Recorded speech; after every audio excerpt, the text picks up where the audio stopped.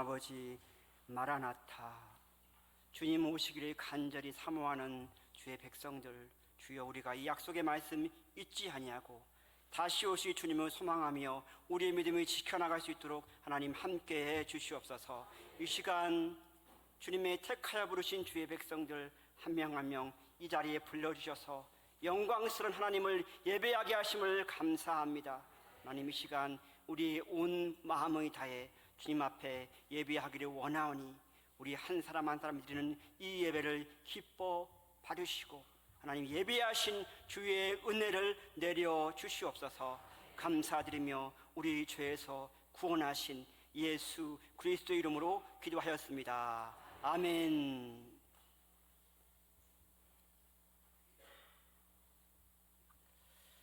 선지서의 큰 주제는 심판과 회복입니다.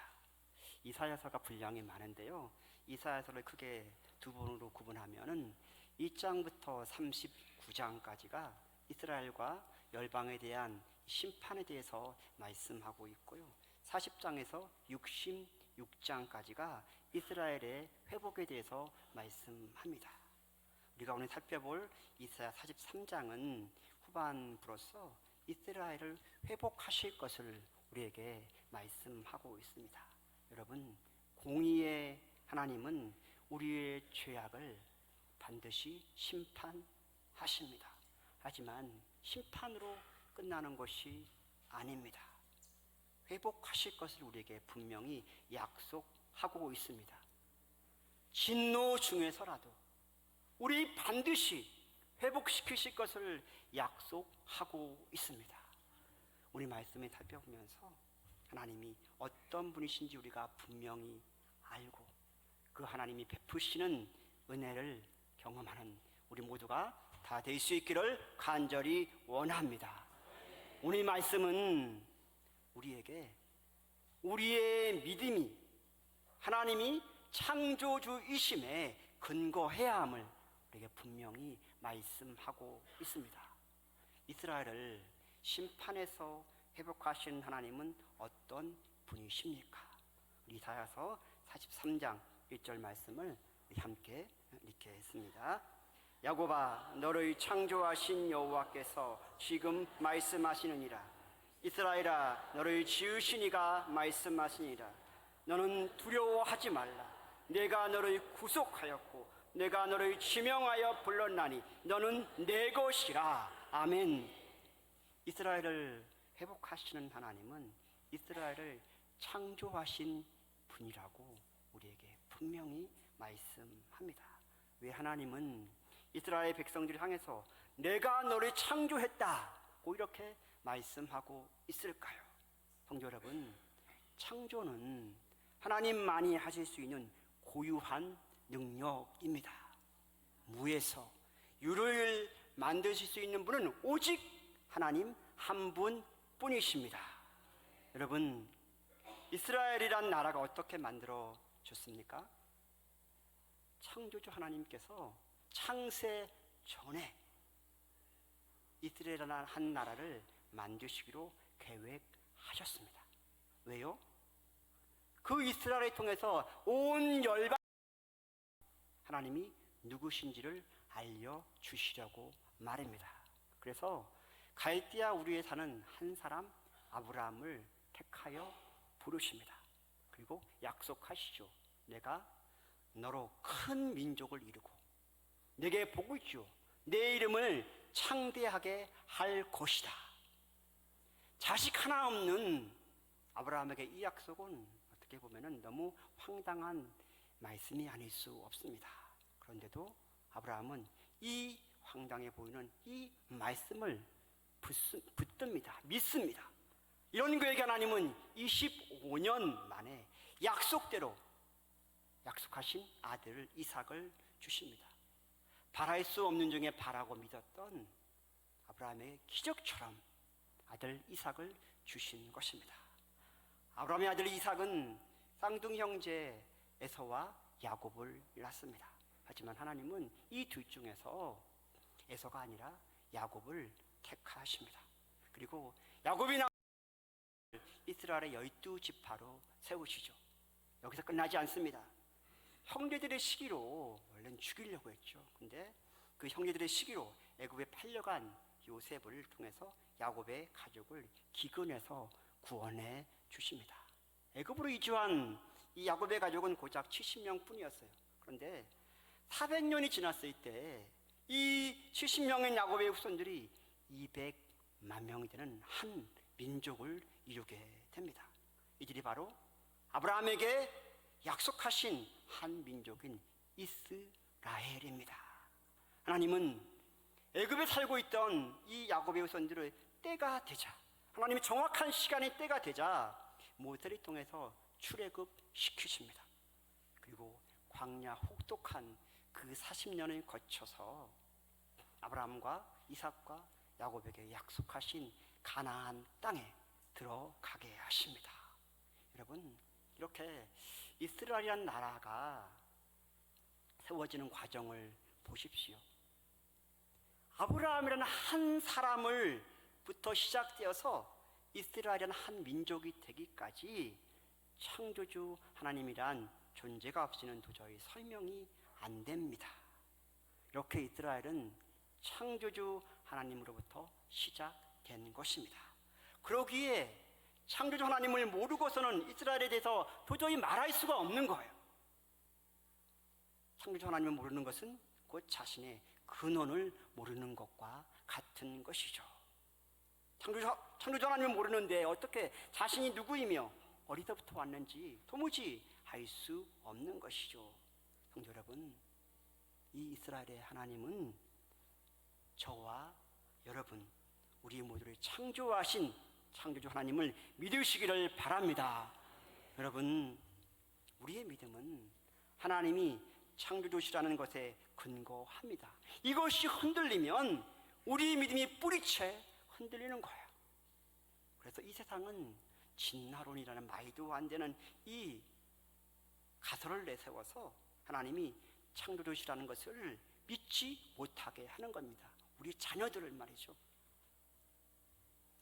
우리의 믿음의 근거를 아예 지워버리려는 마귀의 수작이 아닐 수 없습니다.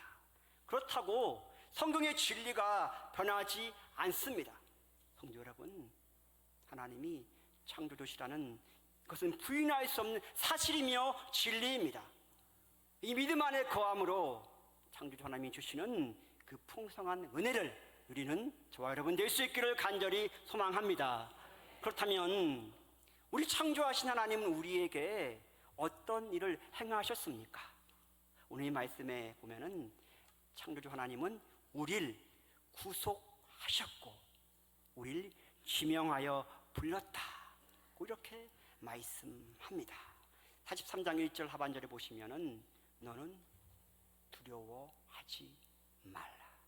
내가 너를 구속하였고 내가 너를 지명하여 불렀나니 너는 내 것이라고 말씀합니다. 창조주 하나님께서 이스라엘 백성을 향해서 두려워하지 말라, 두려워하지 말라고 말씀하세요. 성경에 두려워하지 말라라는 이 말씀은 대략 365번 나온다고 합니다. 두려워할 일이 많은 이 세상에 사는 우리에게 하루하루 두려워하지 말라라는 이 약속의 말씀을 붙들고 살아가라는 것입니다. 그렇다면은 당시 이스라엘 백성들은 왜 두려워했을까요? 이유가 있을 거 아닙니까? 이사야 선지자를 통해서 이스라엘에 대한 심판의 메시지를 그들이 들었기 때문입니다. 이스라엘 백성들 뇌리에는 하나님이 심판하시면 얼마인지에 대한 기억이 있습니다. 출애굽하면서 당시 세계 최강대국인 이스라엘을 열지양으로 심판하시는 것을 두 눈으로 똑똑히 지켜봤거든요. 그뿐입니까?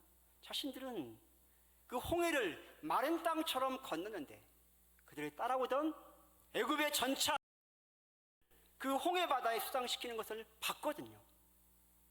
뿐만 아니라 여호수아를 통해서 가나안 7족속을 진멸하는 것을 그들이 두 눈으로 똑똑히 지켜봤거든요.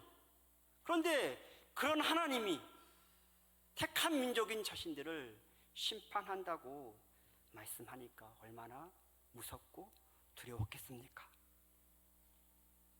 그것도 아수르를 무너뜨린 저 무서운 바벨론을 통해서 심판한다고 하니 당연히 무섭고 두려울 수밖에 없는 것이죠. 성도 여러분, 지금 여러분을 두렵게 하는 것은 무엇입니까? 여러분은 무엇 때문에 두려워하십니까? 불확실한 미래 때문에 혹시 두려워하지는 않습니까? 아니면 이 나라의 정말 까마득한 이 현실 때문에 혹시 두려워하지는 않습니까? 이 세상을 사는 사람이라면 너나 할 것 없이 누구나 크고 작은 두려움을 안고 살아갑니다. 두려움 없는 사람은 단 한 명도 없을 것입니다. 저는 어릴 때요, 한 2, 3학년 때, 그쯤 때 같은데 아버지랑 병원에 좀 갈 일이 있어서 병원에 갔다 오게 됐는데 우습게 들을지 모르겠지만 횡단보도를 건너는 게 그렇게 무섭고 두려웠습니다. 한 2, 3분 걸어가면 걷는데 그 횡단보도를 건너는 게 그렇게 무섭고 두려웠어요. 그러니 제가 그 무서운 횡단보도를 어떻게 건넜겠습니까? 아버지 손을 꼭 붙잡고 그 횡단보도를 건넜습니다. 혼자서는 도저히 무서워서 그 횡단보도를 못 건너니까 그냥 아버지 손에 이끌려서 그 횡단보도를 한 발짝 한 발짝 건넌 것이죠. 성도 여러분, 우리가 갖는 두려움의 근원은 하나님의 부재로부터 옵니다. 하나님의 부재.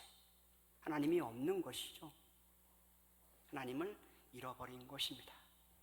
피조물인 우리가 우리 창조하신, 우리 만드신 하나님을 잊어버렸기에 수많은 크고 작은 두려움들이 우리 안에 몰려오는 것입니다. 하나님은 택한 백성인 이스라엘 백성들이 왜 두려워하는지를 너무 잘 아셨어요. 그들이 만드신 분이니까 그들의 속마음을 훤히 다 들여다보시는 것이죠.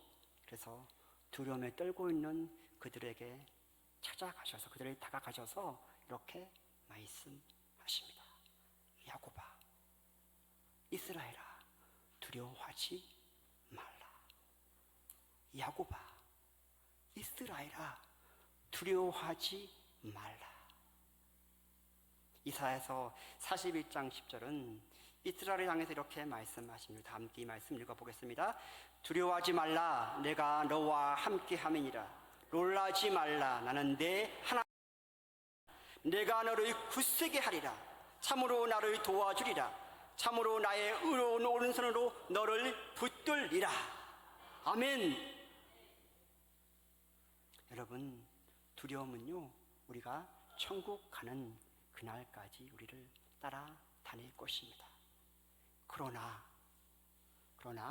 그 두려움이 우리를 집어삼키지는 못할 것입니다.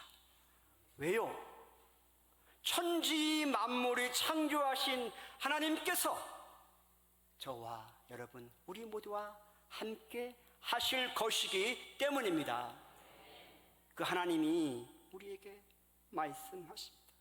내가 너를 구속하였고 내가 너를 지명하여 불렀나니 너는 내 것이라. 내가 너를 구속하였고 내가 너를 지명하여 불러. 하나님 우리에게 말씀하시고 있습니다. 여기서 구속했다는 것은 대가를 지불하여 구원했다는 의미입니다. 애굽에 내린 10번째 재앙이 장자 죽음의 재앙이죠. 애굽에서 처음 태어난 사람, 짐승들 모두가 다 죽었습니다. 그런데 이스라엘에 태어난 장자들은 단 한 사람도 죽지 않았어요. 왜 죽지 않았습니까? 어린 양을 죽여서 그 피를 문설주 좌우와 문 임방에 발랐기 때문이죠. 이스라엘의 장자를 대신해서 수많은 어린 양들이 죽어 나갔기 때문이에요. 이 어린 양은 장차 속죄 제물이 되실 예수 그리스도를 예표합니다. 어린 양의 그 죽음으로 이스라엘의 백성들이 죽음에서 벗어났듯이 속죄 양의 죽음으로 우리가 멸망에서 구원받은 것입니다. 여러분, 우리의 구원을 위해 하나님은 너무나 큰 대가를 지불하셨습니다. 하나밖에 없는 독생자 예수 그리스도를 희생 제물로 드리신 것입니다. 그래서 베드로전서 1장 18절 19절은 이렇게 말씀합니다. 우리 다 함께 읽겠습니다. 너희가 알거니와 너희 조상이 들려준 헛된 행실에서 대속함을 받은 것은 은이나 금일같이 없어질 것으로 된 것이 아니요 오직 흠없고 점없는 어린 양 같은 그리스도의 보배로운 피로 된 것이니라. 아멘. 저로 말미암아 영원히 멸망받을 수밖에 없는 우리를 위해서 아무 죄 없으신 예수 그리스도께서 십자가에 못 박혀 죽으신 것입니다. 십자가에서 흘리신 예수 그리스도의 피로 우리의 모든 죄가 용서함을 받은 것입니다. 아무 흠 없는 예수 그리스도의 보배로운 피로 우리가 그 거룩한 나게 된 것입니다. 이렇게 우리를 구속하신 그 하나님께서 우리 한 사람 한 사람을 지명하여 불러주셨습니다. 마치 부모가 가장 사랑스러운 표정으로 우리의 자녀들을 이름을 불러주는 것처럼 말입니다. 아브라함을 부를 때도 모세를 부를 때도 그랬습니다. 마치 오래전에 너무 잘 알고 있었던 것처럼 우리의 이름을 불러주신 것입니다. 여기서 지명하여 불렀다는 것은 우리 택하여 부르셨다는 의미입니다. 에베소 1장 4절 5절은 우리의 택하심에 대해서 이렇게 말씀하십니다. 함께 읽겠습니다. 곧 창세전에 그리스도 안에서 우리 택하사 우리로 사랑 안에서 그 앞에 거룩하고 흠이 없게 하시려고 그 기쁘신 뜻대로 우리 예정하사 예수 그리스도로 말미암아 자기의 아들들이 되게 하셨으니 아멘. 성도 여러분, 창세 전에 그리스도 안에서 우리 택했다는 이 말씀이 믿어주십니까?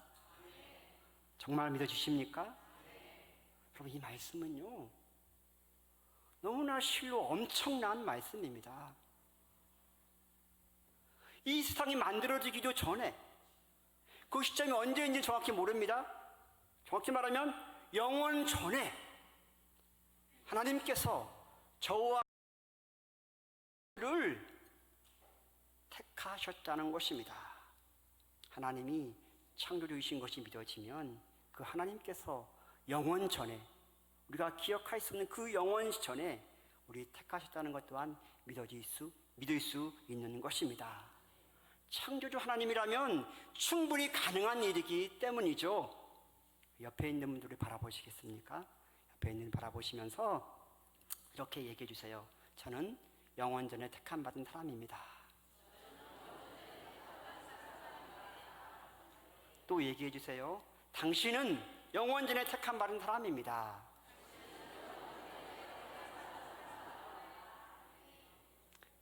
우리 한 사람 한 사람은 영원 전에 택함 받은 사람이고 옆에 있는 사람은요 영원 전에 택함 받은 그 축복받은 사람입니다. 그렇습니다. 우리는 창조주 하나님이 친히 구속하셨고 택하여 부르신 너무나 존귀한 하나님의 자녀인 줄 믿습니다. 창조주 하나님의 구속함을 입어 부르심을 받은 자녀, 이것이 우리 한 사람 한 사람의 정체성입니다. 늘 이것을 꼭 잊지 말고 살아가는 양주차선교회 성도님들이 되시기를 예수님 이름으로 간절히 축원합니다. 그렇다면은 창조주 하나님이 구속함을 받은 이번 자녀들은 어떤 은혜를 누리며 살아갈까요? 우리 말씀은 창조주 하나님은 불가항력적인 그런 상황에서 우리를 구원하신다고 이렇게 말씀하고 있습니다. 이사야 43장 2절은 창조주 하나님께서 구속함을 입은 자녀들을 정말 우리가 어찌할 수 없는 그런 불가항력적인 상황에서 우리 친히 구원하신다고 말씀하고 있어요. 다 함께 43장 2절 말씀 천천히 한번 다시 읽겠습니다. 내가 물 가운데로 지날 때에 내가 너와 함께 할 것이라. 강을 건널 때에 물이 너를 침몰하지 못할 것이며 내가 불 가운데로 지날 때에 타리도 아니할 것이요 불꽃이 너를 사라지도 못하리니. 아멘. 우리나라도 여름철에 참 비가 많이 와서 홍수가 날 때가 있는데요, TV에서 홍수로 피해 입은 현장을 보신 적이 있으실 거예요. 여러분 어떻습니까? 홍수가 나면 그냥 그 홍수에서 집이 막 떠내려갑니다. 갑작스럽게 불어난 불이 온 마을이 집어 삼켜버려요. 홍수로 생명을 잃은 분들도 많습니다. 이렇게 물은 우리의 생명을 위협하는 존재 중 하나입니다. 근데 2절에 보시면 내가 물 가운데로 지날 때 내가 너와 라고 말씀하고 있고요, 또한 강을 건널 때에 물이 너를 침몰하지 못할 것이다 라고 말씀합니다. 어린 시절 제가 살던 그 동네는 2, 3일 동안 비가 많이 계속 오면은 그냥 그 다리 위로 막 물이 막 넘칩니다. 보통 5월에서 6월쯤 비가 많이 오잖아요. 이때 학교를 가려고 무릎 위로 차오른 그 다리를 건넜던 기억이 있습니다. 얼마나 마음 졸이며 그 다리를 건넜던지 그냥 발바닥을 바닥에 딱 댄 채 한 걸음 한 걸음 그 다리를 건넜던 기억이 있습니다. 만약 그 물이 무릎 위를 넘어서 허리까지 차올랐다면 감히 제가 그 다리를 건널 엄두를 내지 못했을 것입니다. 여호수아 3장에 보면은 이스라엘 백성들이 언덕까지 물이 차오른 요단강을 건넙니다. 정상적이라면은 도저히 건널 수가 없는, 그렇죠? 그런데 이스라엘 백성들은 그 넘치는 요단강을 건너면서 단 한 명도 빠져 죽지 않았습니다. 어떻게 이들이 그 가장 수위가 높은 그 강을 건너면서 한 명도 빠져 죽지 않고 건널 수 있었을까? 여호수아 3장 6절에 보시면 여호수아가 제사장들에게 언약궤를 어깨에 메고 백성들 앞에서 먼저 건너라고 말합니다. 여러분 생각해 보세요. 지금 요단강은 물 수위가 가장 높이 있을 때예요. 그런데 제사장들에게 언약궤를 메고 건너라는 것은 그는 그 강에 빠져서 그냥 죽으라는 것과 같습니다. 말이 안 되는 것이죠. 맨몸으로 건너도 힘든데 언약궤를 메고 건너라는 것은 정말 어려운 일입니다. 여호수아도 이것을 모르지 않았을 거예요. 그런데 왜 이런 말도 안 되는 명령을 내렸을까요? 여호수아 3장 9절에서 11절 말씀을 다 함께 우리 읽어보겠습니다. 여호수아가 이스라엘 자손에게 이르되 이리 와서 너희 하나님 여호와의 말씀을 들으라 하고 또 말하되 살아계신 하나님이 너희 가운데서 계시사 가나안 족속과 헷 족속과 히위 족속과 브리스 족속과 기르가스 족속과 아모리 족속과 여부스 족속을 너희 앞에서 반드시 쫓아내실 줄을 이것으로 너희가 알리라. 보라, 온 땅의 주의 언약궤가 너희 앞에서 요단을 건너 가나안. 이들은 지금 가나안 땅에 가기 전입니다. 그 강만 건너면 바로 가나안 땅이 그들 앞에 있어요. 근데 3장 10절에 보면 이렇게 말씀하시죠. 또 말하되 살아계신 하나님이 너희 가운데 계시사 가나안 족속과 헷 족속과 히위 족속과 브리스 족속과 기르가스 족속과 아모리 족속과 여부스 족속을 너희 앞에서 반드시 쫓아내실 줄을 알라. 쫓아내실 이것으로 너희가 알리라. 하나님께서 가나안 족속을 반드시 쫓아내 주실 것입니다. 그런데 이것으로 너희가 그걸 알리라고 말씀하세요. 여기서 이것은 무엇일까요? 하나님께서 이스라엘 백성들로 하여금 기적처럼 그 물이 가장 깊은 요단강을 건너게 하실 것을 말합니다. 어떻게 하나님이 넘쳐서 언덕까지 차오른 요단강을 건너게 하실까요? 11절에 보시면 보라 온 땅의 주의 언약궤가 너희 앞에서 요단을 건너가나니 라고 말씀합니다. 온 땅의 주의 언약궤가, 앞에서는 언약궤를 맨 제사장들이 앞서 요단강을 건너라고 말합니다. 그런데 이 구절에서는 온 땅의 주의 언약궤가 이스라엘 백성들 앞에 서서 건넌다고 말합니다. 이 언약궤는 하나님의 임재를 상징합니다. 그러니까 하나님께서 친히 이스라엘 백성들 앞서서 요단강을 건너시겠다는 것입니다. 내가 먼저 건널 테니까 너희들은 뒤에서 따라와, 이렇게 말씀하시는 거예요. 성도 여러분, 우리는 물 가운데로 지날 수 없습니다. 강을 건널 수도 없고요. 또한 불 가운데로 지날 수도 없는 게 우리입니다. 물에 빠져 죽거나 아마 불에 타서 죽을 겁니다. 그런데 이사야서 43장 2절은 우리가 물 가운데로 지나며 불 가운데로 지나간다고 말씀하고 있어요. 이것은 우리 힘으로 어찌할 수 없는 불가항력적인 상황에 우리가 놓인다는 것입니다. 인간이 경험할 수 있는 가장 큰 절망에 놓인다는 거예요. 죽음의 문턱까지 우리가 갈 수 있습니다. 다윗은 시편 23편 4절에서 이렇게 고백하죠. 내가 사망의 음침한 골짜기로 다닐지라도 해를 두려워하지 않을 것은 주께서 나와 함께 하심이라. 주의 지팡이와 막대기가 나를 아이다. 다윗은 그의 인생 속에서 몇 번이나 죽을 고비를 넘겼습니다. 실제로 사망의 음침한 골짜기를 지나갔다는 것이죠. 사도 바울도 만만치 않습니다. 고린도후서 11장 24, 25절에 보시면 유대인들에게 40에서 하나 감한 매를 5번 맞았고 3번 태장을 맞았고 1번 돌로 맞고 3번 파선하고 일주일을 깊은 바다에서 지냈다고 이렇게 말씀합니다. 한마디로 여러 번 죽을 뻔했는데 구사일생으로 살아나왔다는 것입니다. 어떻게 이들이 그 죽음을 피해갈 수 있었을까요? 어떻게 이들이 그 숱한 그 죽음의 사선을 넘을 수 있었을까요? 생명을 주관하시는 하나님께서 이들의 생명을 지켜 보호해 주신 것입니다. 주께서 주의 지팡이와 막대기로 죽음 이들을 보호해 주신 것입니다. 사랑하는 성도님 여러분, 생명을 주관하시는 전능하신 하나님이 우리 한 사람 한 사람을 눈동자처럼 지켜 보호해 주신다는 것을 꼭 잊지 마시기를 바랍니다. 우리 이 시간 아무것도 두려워하지 말라 함께 찬양을 불렀으면 좋겠습니다. 나의 고백으로 함께 우리 부르겠습니다.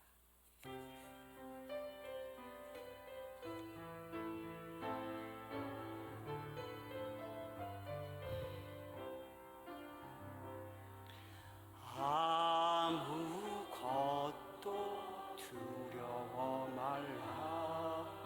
주 나의 하나님이 지켜주시네. 놀라지 마라. 겁내지 마라. 주님 나를 지켜. 아무것도 두려워 말라. 아무것도 두려워 말라. 주 나의 하나님이 지켜주시네. 놀라지 마라. 겁내지 마라. 주님 나를 지켜주시네. 내 맘이 힘에 겨워 지칠지라도 주님 나를 지켜주시네.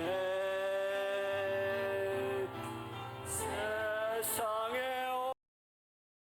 몰아칠 때도 주님 나를 지켜주시네. 주시네. 주님은 주님은 나 곳에 주님은 나와 나의 힘이 되어와.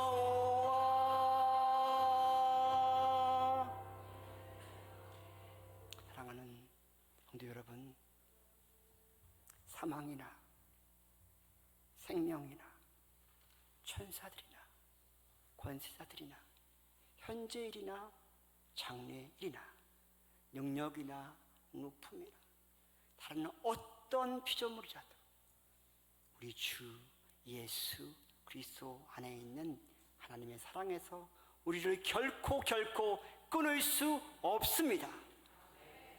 이 확신을 가지고 믿음으로 승리하는 저와 여러분, 우리 모두가 될 수 있기를 기도하시겠습니다. 하나님 아버지,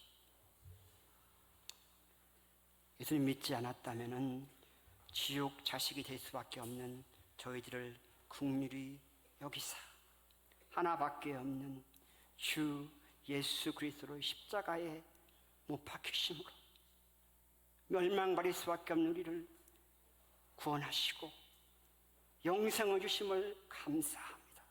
날마다 이렇게 우리 구원하신 구원의 감격 가운데 살아갈 수 있도록 하나님 늘 우리와 함께 하시고 어려운 가운데서 절망 가운데서 나를 구원하신 그 주님을 의지할 수 있도록 도와주시옵소서. 감사드리며 우리 죄에서 구원하신 예수 그리스도 이름으로 기도하였습니다. 아멘.